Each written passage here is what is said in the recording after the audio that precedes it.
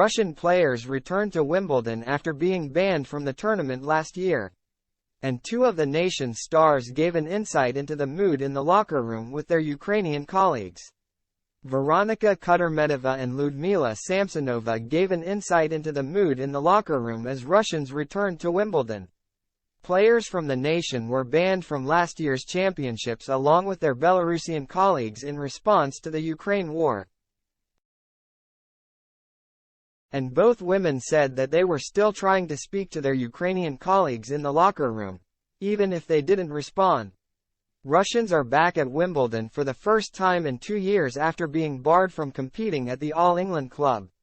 In line with the rest of the tennis tours, players from Russia and Belarus are competing as neutrals with no mention of their country or flag. But there still appear to be some locker room tensions as two different Russian players admitted that some of their Ukrainian colleagues still didn't respond to them. Speaking after her first-round win over the dangerous Kaya Kanepi, Kudermetova was asked what her relationship was like with the Ukrainians. The moderator initially intervened and responded, "Move it on to tennis, if it's okay." But the world number 12 was happy to discuss the matter and said, "Okay, I will answer this question. I mean, I say hi to them. I say hi. Some people, they reply, some not. Like others, I just say here we are just a tennis player. It's like that." And her countrywoman Samsonova had a similar experience.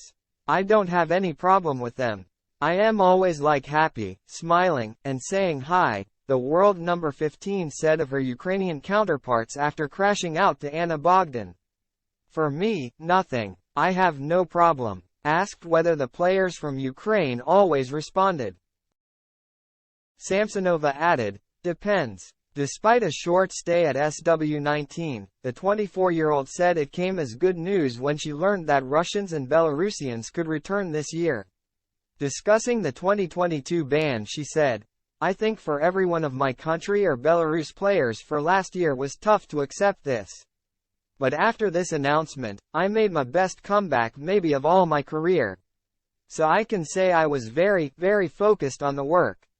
But this year, when they said that we were able to play,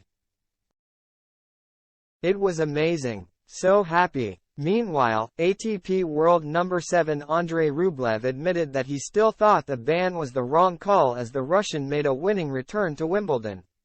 "I think that, we were talking, and I think we could find a solution," he said after beating Australia's Max Purcell. "Yeah, if we really want to help or do what is better for tennis and for the people, I think obviously there was better options. Not just to ban, because in the end, was no difference. They did only worse to themselves. So in the end, I think, yeah, that there was options to do much better for everyone. For Wimbledon to, to take all the benefits from some actions, but it is what it is. Now we are here, and like I said, I am really happy to be back and to compete."